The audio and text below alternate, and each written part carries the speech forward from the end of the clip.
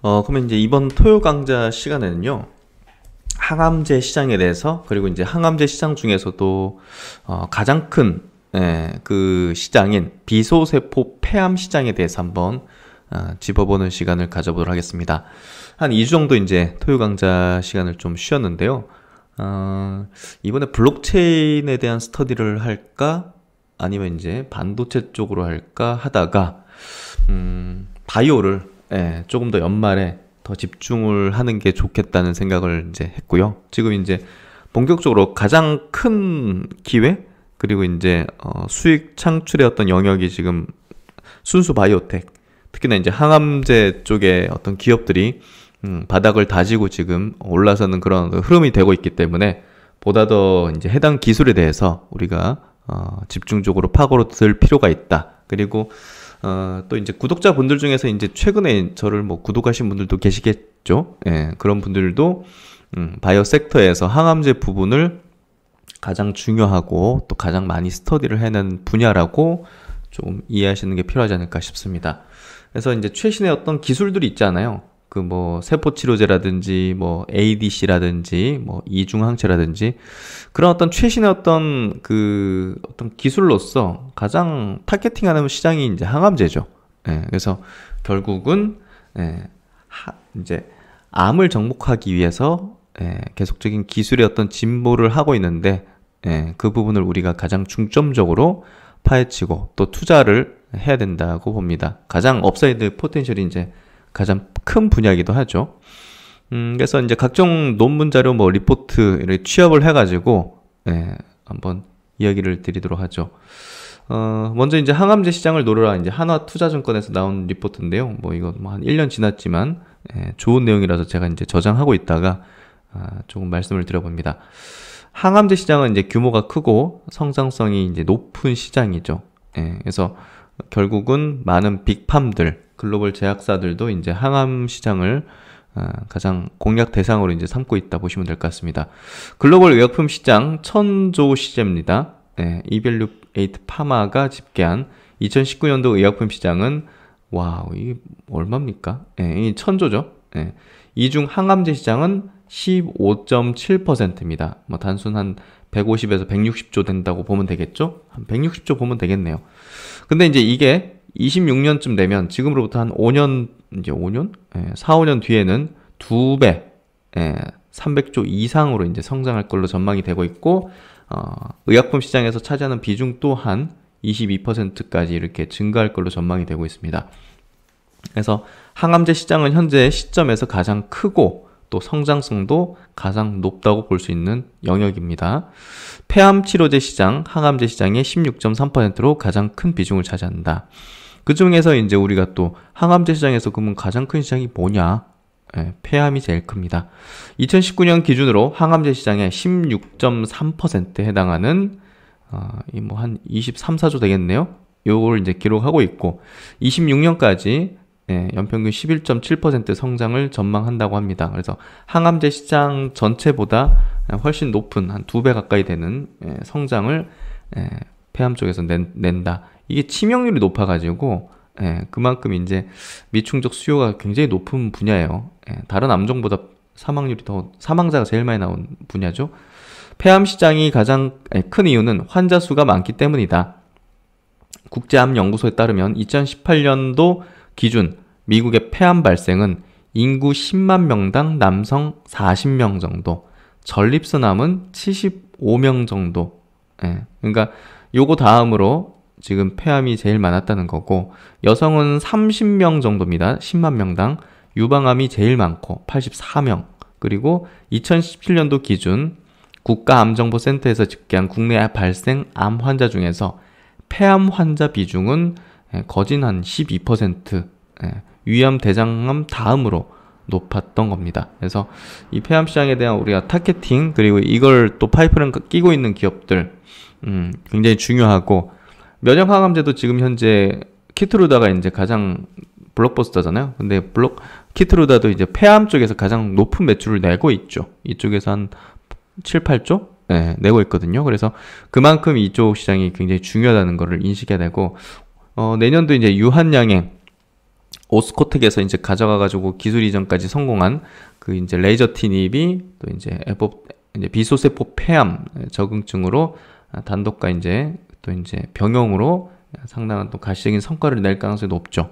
그래서 이제 그런 부분들이 이제 주목도가 내년에 비소세포 폐암, 이 항암제 쪽으로 굉장히 높아질 겁니다. 글로벌 의약품 시장 현황 전망을 보면 여기 oncology, 여기 이제 종양입니다. 그래서 항암 쪽이 2019년 기준으로 15% 비중을 차지하고 있고 26년 되니까 22% 정도 비중을 차지할 것이다. 그래서 가장 높은 점유율을 이제 질환 중에서 차지하는 그런 부분이다 보시면 될 것 같습니다. 자가면역 질환이 이제 그 다음 비중, 그리고 이제 대사 질환, 비만이라든지 이런 쪽 있죠. 백신, 이런 쪽이 그 다음으로 이제 차지하고 있고요. 어쨌든 항암이 가장 큰 시장 규모라는 거, 확실히 좀 이해되시죠? 이렇게, 그래서 이렇게 좀 보시면 될 것 같고, 그 다음에 이제 IBK 투자증권에서 나온 리포트입니다. 요것도 이제 한 7, 8개월 된 리포트인데 제가 저장을 해놓고 있다가 항암제에 대한 얘기 드리면서 가져와 봤고요. 이제 항암제 시장은 성장할 수밖에 없는 시장이다.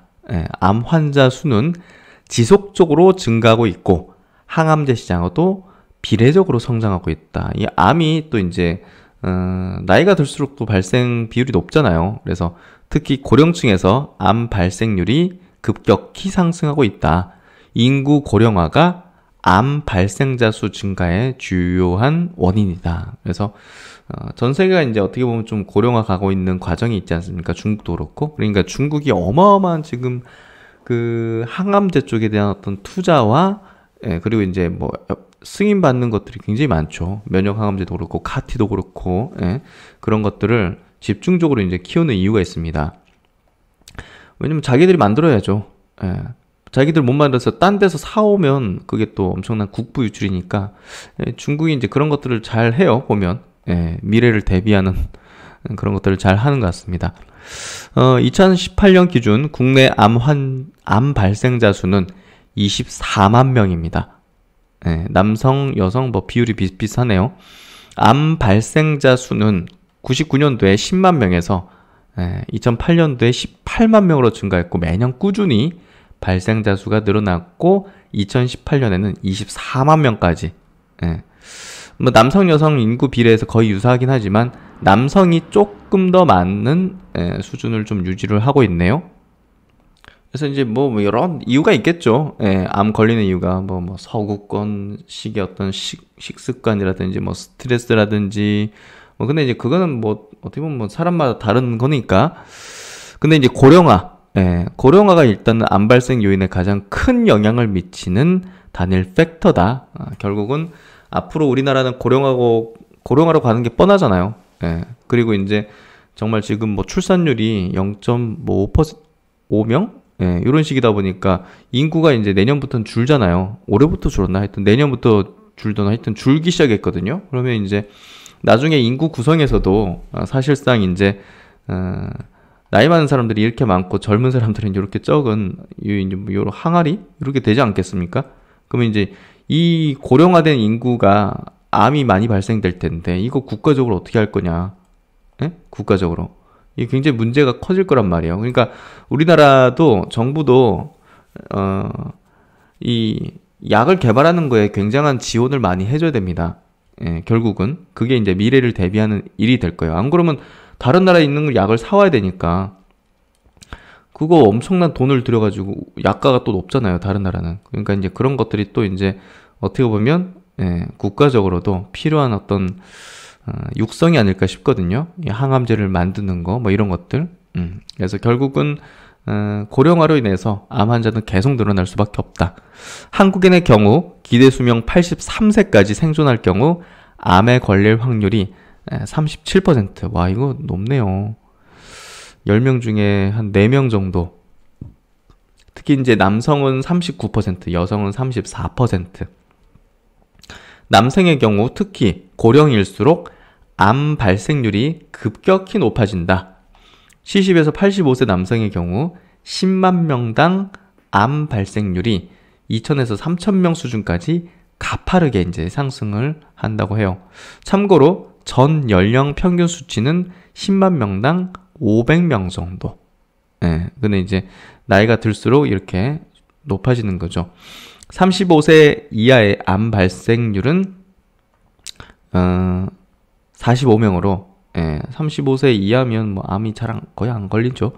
일단은 남성 여성 암종별 발생 순위를 보면 이게 중요합니다. 남성은 1위가 위암이고요, 2위가 폐암, 3위가 대장암, 4위가 전립선암, 5위가 간암, 그리고 6위가 갑상선암입니다. 한 3위권까지가 중요하겠죠. 그리고 이제 여성 암종에서는 1위가 유방암, 그리고 2위가 갑상선암, 그리고 3위가 대장암. 여기서 대장암은 3위까지 공통적이네요. 그래서 이제 3위까지 어떤 요게 이제 중요하다. 예, 요걸 좀 체크하시고. 근데 점점 이제 암 환자의 어떤 생존율이 계속 높아지고 있어요. 왜냐하면 항암제의 이제 진보가 계속 이뤄지고 있었죠. 화학 항암제에서 표적 항암제로 또 이제 면역 항암제로, 지금 면역 항암제 쪽에서 또 뭐 그 다음에 어떤 차세대 또 항암제들을 계속 개발하고 있기 때문에, 더 효능전 치료제들을 개발하고 있기 때문에 또 이제 뭐 치료 어떤 기술도 많이 올라왔고, 그런 것들이 국내 암 환자 5년 생존율이 70%. 전체 암에 대해서 이제 했겠죠. 2000년 이전까지만 해도, 20년 전만 해도 5년 생존율이 45%였어요. 이후 지속적으로 상승해서 2005년도 54%, 2018년도 70.3%까지 이렇게 높아진 겁니다. 5년 상대 생존율은 이제 성별로 따지면 여성이 77%, 와우. 남성은 63%. 그래서 여성이 이제 높은데, 그 원인으로는 생존율이 좀 높은 유방암과 갑상선암 발생률이 여성에게서 좀 높게 나타나기 때문에, 남성 같은 경우는 주로 생존율이 좀 낮은 위암이라든지 폐암, 그리고 대장암이 높게 발생되기 때문에 이렇게 5년 생존율이 여성이 좀 높은 거다. 여성도 이제 생존율이 낮은 위암이나 폐암이나 대장암에 걸리면 뭐 남성의 어떤 생존율과 크게 다르진 않겠죠. 그래서 그 부분 때문에 차이가 있는 거지, 뭐 그런 건 아니다. 성비로서 어떤 차이가 있는 건 아니다. 참고로 갑상선암, 전립선암, 유방암은 5년 생존율이 95% 이상으로, 이거 뭐 엄청 높네요. 높은 암종이다. 생존율은 암종별로 큰 차이를 보이는데 가장 많은 생존율을 보여주는 암종은 췌장암. 이건 걸리면 그냥 이제 뭐 대부분 이렇게 돌아가시는 것 같아요. 그러니까 얼마 전에도 그 유상철 감독 축구, 예전에 이제 정말 2002년 월드컵 때 엄청난 성과를 내셨던 분인데, 췌장 걸리시고 투병하시다가 이제 돌아가셨죠. 하여튼 그런 부분들이 췌장암이 지금 가장 낮은 생존율을 나타내고 있고, 그리고 이제 이걸 정복하기 위해서 뭐 이번에 네오민테크 같은 경우는 이제 임상을 진행하면서 중간 결과를 또 내기도 했죠. 간암 그리고 폐암은 각각 37%, 32%로 상대적으로 좀 낮은 생존율을 보여줬다. 5년 생존율이 이렇게 된다는 거예요. 요 걸리시면 10분 중에 한 3, 4분 정도가 일단은 5년 이내로 생존하시고 나머지는 좀 돌아가신다. 이렇게 좀 이해하시면 될 것 같습니다. 어쨌든 뭐 5년 상대 생존율은 지속적으로 좀 증가하고 있다는 거, 긍정적인 거죠. 그래서 이게 더 이렇게 증가할 거예요, 사실. 계속 항암제가 진보하고 있으니까. 그래서 사실 뭐 이게 80% 이렇게 가겠죠. 암을 정복할 때까지 항암 시장은 계속 성장할 수밖에 없겠죠. 이제 인간의 어떤 희망, 욕구, 의지, 병을 정복하고자 하는 그런 의지와 트렌드가 이 산업을 계속 성장시켜 나갈 거고, 옛날에 뭐 진시황이 불로초를 구해오라고 이렇게 했던 것처럼 결국은 이 시장은 성장할 수밖에 없다. 그리고 이제 앞으로 우리가 좀 주목해 볼 분야가요, 최근에 이제 mRNA 백신 시장이 개화를 했지 않습니까? 그래서 모더나 같은 기업이 이제 코로나 백신으로 어마어마한 돈을 벌었습니다. 화이자도 그렇고. 그런 기업들이 그 뭐 mRNA 기술을 가지고서 또 항암 백신을 개발하는 그런 파이프라인을 지금 늘려나가고 있는 과정에 있거든요. 그래서 앞으로는 이제 항암 백신, 항암 치료용 백신 이런 분야도 굉장히 성장하게 될 걸로 예상되고 있어요. 그래서 글로벌 백신 시장의 성장에서 차세대 성장 주자는 항암 치료용 백신이다. 글로벌 고령화 현상 심화에 따른 감염 대상 취약 인구가 증가세 있다. 감염성 질환의 다양화 및 병원성 변종 바이러스의 출현으로 이에 대응하는 백신 시장은 매년 성장하고 있으며 최근에는 항암 치료용 목적의 백신 개발이 활발하게 진행 중이다. 특히 항암 백신 파이프라인을 개발하는 바이오텍의 수가 빠르게 증가하는 것이 중요한 특징이다. 이 부분. 국내에서 셀리드 같은 기업이 이제 개발하고 있는데 워낙 그 기업이 이제 코로나 백신으로 주가가 튀었기 때문에 요 모멘텀으로 당장 올라가거나 하긴 좀 어렵죠. 하여튼 이걸 개발하는 기업들이 국내에 또 계속적으로 상장을 하거나 들어오게 될 거고, 그런 기업은 좀 주목도가 높아지지 않을까. 향후 백신 시장의 성장을 주도하는 것은 항암 치료용 백신이 될 것으로 전망한다. 근데 가장 큰 건 면역 항암제예요. 그리고 이제 세포 치료제 쪽, 카티, NK 이런 분야죠. 그래서 여기서 이제 이렇게 좀 얘기하지만 항암 치료용 백신이 메인이 좀 되지는 않을 거다. 개인적으로 생각할 때 그렇게 바라보고 있습니다. 그래서 이제 항암제, 항암 치료는 크게 세 개 영역으로 나눠볼 수 있죠. 외과적인 접근, 그 암 부분을 이제 절제하는 거죠. 그리고 두 번째가 이제 방사선 치료, 그리고 세 번째 약물 치료. 항암 치료는 하나의 방법을 선택하기보다는 가장 효과적인 치료를 여러 가지 혼용해서 사용하죠. 그래서 화학 방사선 요법 이런 식으로 이제 면역 항암제도 두 가지를 섞어서 아니면 표적과 면역을 같이 섞는다든지 화학과 면역을 같이 섞는다든지 화학과 표적을 섞는다든지 이런 식으로 이제 병용을 해가지고 하는 거죠. 그래서 이제 하나의 방법을 선택하기보다는 이제 여러 가지를 혼용하는 방법을 쓴다는 거 우리가 좀 이해할 필요가 있고요. 암세포의 주요 특징은 세포 자살 기능 상실 계속 증식하는 거죠. 세포는 이제 사라지는 분열하잖아요. 죽잖아요. 근데 이게 죽지 않고 계속 분열하는 거죠. 무한세포 분열, 그리고 면역 회피 이런 것들을 이제 효과적으로 제어할 수 있는 방법을 적용하는 거죠. 암세포의 주요 특징을 알아야지 당연히 그 다음에 이걸 어떻게 제어하고 통제할지 그리고 제어할 수 있는지를 이제 또 연구하는 방향을 잡겠고 거기에 따른 또 이제 약을 또 개발하게 되겠죠. 특히 고형암처럼 조직 절단 같은 외과적 접근이 불가한 이런 혈액암 같은 경우는 어떻게 해야 되겠어요? 이건 잘라낼 수도 없는 거잖아요. 이건 이제 약물 치료 요법을 통해서 하는 건데 20세기에 들어서 본격적으로 시작이 됐다. 이후 고형암으로 치료 대상을 확대하게 됐다. 그래서 1세대 화학 항암제, 이제 강한 독성으로 암세포를 이제 사멸하는 건데 정상세포에까지 영향을 미치면서 부작용이 좀 심각했다. 2세대 표적 항암제는 암에 대해서 특이적인 항원을 표적을 겨냥한 치료제다. 그래서 정상세포는 이상이 없지만 이 내성이 좀 발생하더라. 계속 맞다 보니까. 그리고 이제 가장 또 이제 진보된 또 3세대 면역 항암제입니다. 우리 몸에 있는 면역 시스템을 지금 이제 암세포가 회피를 하는데 그 이제 면역 시스템을 작동시키게 만들어 가지고 암세포를 이렇게 사멸시키게 한다. 그래서 노벨상도 받고 하면서 이쪽이 이제 지금 대세적인 어떤 항암제로 되고 있고, 조만간은 이제 몇 년 뒤면 이 면역 항암제가 항암 치료에서 메인이 되죠. 아직까지는 비중으로 치면 메인은 아니에요. 근데 이게 메인이 될 수밖에 없는 그런 흐름이 되고 있죠. 그래서 이쪽이 이제 우리가 항암제 쪽에서도 가장 타겟팅으로 투자를 해야 될 대상이 됩니다. 면역 항암을 차세대 기술로서 하는 그런 기업들이 보다 더 이제 주가의 어떤 퍼포먼스도 이제 가장 크겠죠.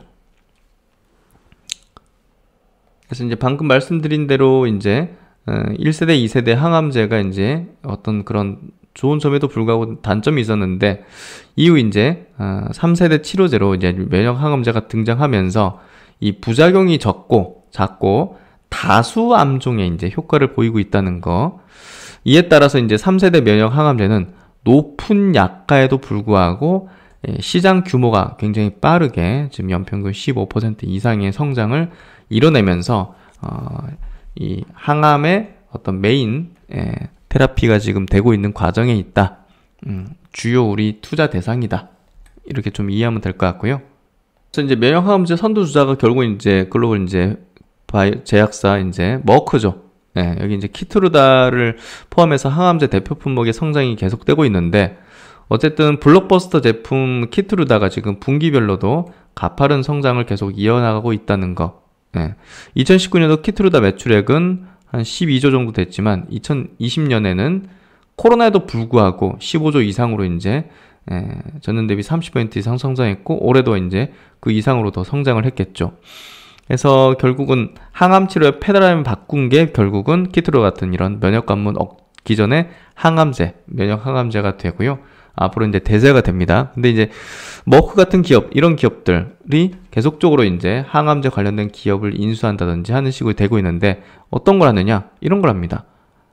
요 이제 벨로스 바이오, 이런 회사를 이제 인수를 하는데, 코로나로 이제 그 격화된 과정 속에서도 이런 걸 인수했어요. 3조 원에 인수했네요, 거의.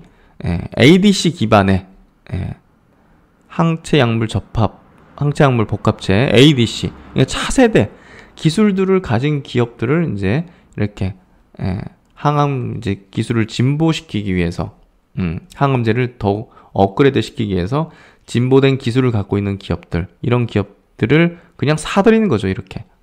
그래서 뭐 이런 기업들이 뭐 혈액암 협회에서 림프종 환자 대상으로 임상 1상 유의미한 결과를 발표했다. 그래서 이미 어느 정도 좀 성과를 낸 그런 기업들에 대해서는 무지막지하게 사고 있는 과정을 보여주고 있다. 이런 차세대 기술을 가지고서 항암제를 개발하고 있는, 글로벌 시장에서 개발하고 있는 국내 기업들은 이렇게 빅팜들의 주요 타깃이 될 가능성이 매우 높다는 겁니다. 검증이 된 회사들. 그래서 이제 또 이제 뭐 KRAS 저해제, 이게 이제 뭐 변이인데요. 이게 많은 암종이 이제 있고 뭐 폐암 쪽으로도 많이 있죠. 그래서 이런 것들을 또 파이프라인 연구하는 기업에 대해서 총 계약 규모 3조 가까이, 그리고 계약금으로 5천만 달러, 뭐 600억 정도를 지급한 거잖아요, 계약금으로. 그래서 이런 것들을 보면 여기 나와 있네요. KRAS는 종양 환경에서 유전적 변이가 자주 일어나며, 특히 췌장암에서 80% 이상 유전적 변이가 발현되며 비소세포 폐암에서도 20%가량 발현되는 것으로 확인돼서 암 치료제로 개발하려는 연구가 활발히 진행되고 있다. 그래서 뭐 이제 국내에서 뭐 나이백 같은 기업이 이런 또 관련주로 엮여 있죠. 그래서 이렇게 계속적으로 항암제 파이프라인 확보를 하기 위해서 공격적인 M&A를 하고 있다는 겁니다. 그래서 우리는 바이오 섹터 안에서도 항암제 부분에 대한 스터디를, 제가 볼 때는 만약에 바이오를 한 100시간 공부한다 치면 한 70시간은 항암제를 공부해야 됩니다. 그 정도로 중요한 분야고, 여기에 주요 투자할 종목들이 다 몰려있다. 그래서 뭐 계속 이렇게 공격적으로 인수하는 겁니다. TGF 베타 기존의 신약 후보 물질을 갖고 있는 또 기업을 인수를 이렇게 또 한 거죠. 뭐 관련 기업은 또 매드팩토 같은 기업이 있겠죠. 그래서 국내에서 이런 것들에 대한 관련된 기업들은 우리가 주목을 해서 바라보고 있어야 된다는 얘기를 좀 드리고 싶고요. 그리고 이제 한국바이오경제연구센터에서 나온 이제 자료를 좀 보면서 체크해 보면요, 항암제 파이프라인 분석이라는 제목 하에서 여러 어떤 연구원님들께서 이제 분석 정리한 자료인데요.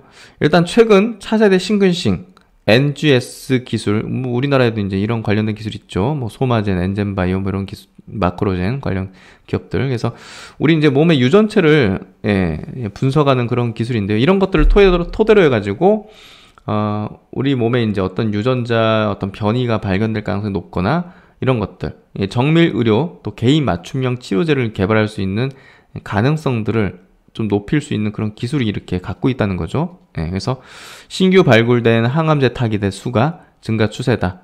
정밀 의료 및 개인 맞춤형 치료제 개발을 위한 새로운 항암제 파이프라인의 착수로 인해서 항암제 시장이 지속적으로 성장을 하고 있다.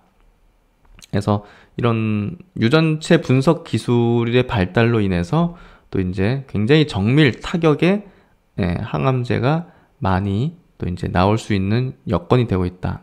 많이 발전할 수 있다는 거죠, 이 시장이.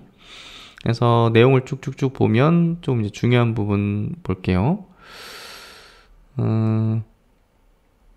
일단 아까 그 IBK 쪽하고 좀 의견이 다른 부분이긴 한데, 암 관련 항원을 표적으로 하는 약물의 수는 좀 감소했다. 그래서 실제로 개발이 중단된 약물을 조사한 결과 10개 표적 중 암 관련 항원을 표적으로 하는 약물의 수가 가장 많이 중단된 걸로 밝혀졌고, 이로 인해서 암 백신 수가 감소한 것으로 알 수 있다. 그래서 항암 백신에 대한 개발이 조금 이제 그 중단된 게 좀 많다는 거죠. 그래서 그 부분은 좀 우리도 한번 볼 필요가 있다는 겁니다. 예.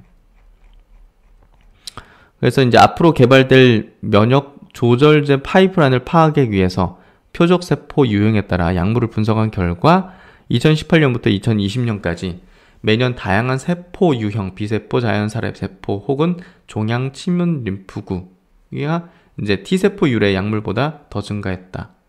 그래서 이 관련된 쪽이 조금 더 이제 임상이 좀 활발하게 또 되고 있다. 이렇게 이해하면 될 것 같아요. 항암제 분야 글로벌 탑 10 기업들이 관심 갖는 적응증일수록 블록버스터 제품이 많았는데요. 글로벌 탑 10 기업 모두 폐암 항암제를 다루고 있고, 이 중 7개 기업은 개발을 완료했고, 이 중 6건이 블록버스터 제품. 이제 블록버스터 한 1조 넘으면 블록버스터라고 좀 칭하거든요. 매출이. 그래서 폐암이 굉장히 크다는 거죠, 시장이. 3개 기업은 현재 개발 중에 있다. 그리고 이제 IQVIA 보고서에 따르면 25년까지 글로벌 의약품 이제 소비 규모 측면에서 선도는 단연 종양치료제, 결국 항암제 관련으로 보고되고 있고, 21년부터 25년까지 항암제 시장의 연평균 성장률은 9에서 한 12%, 시장 규모는 뭐 300조까지 성장할 걸로, 약 300조까지 성장할 걸로 예상이 되고 있다는 거죠. 특히 이제 항암제 관련 분야에서 5년간 괄목할 만한 성장세는 계속 유지될 걸로 보이며, 특히 면역 항암제 분야는 소비 규모, 이제 시장 규모 측면에서 전체 항암제 분야 중 20%를 차지하면서 항암 치료제 분야를 선도하는 부분이 될 것으로 예상된다. 25년까지 면역 항암제는 더욱 향상된 치료를 위한 신규의 선택지로 각광받아서 500억 달러를 상회하는 시장 규모를 뭐 60조 이상의 시장 규모를 차지할 걸로 예상이 되고 있다는 거죠. 면역 항암제가 제일 중요합니다. 기존 저분자 화합물 이외 다양한 혁신적인 모델리티. 뭐겠어요? 항체, ADC, 우리가 집중적으로 공부하는 분야였잖아요.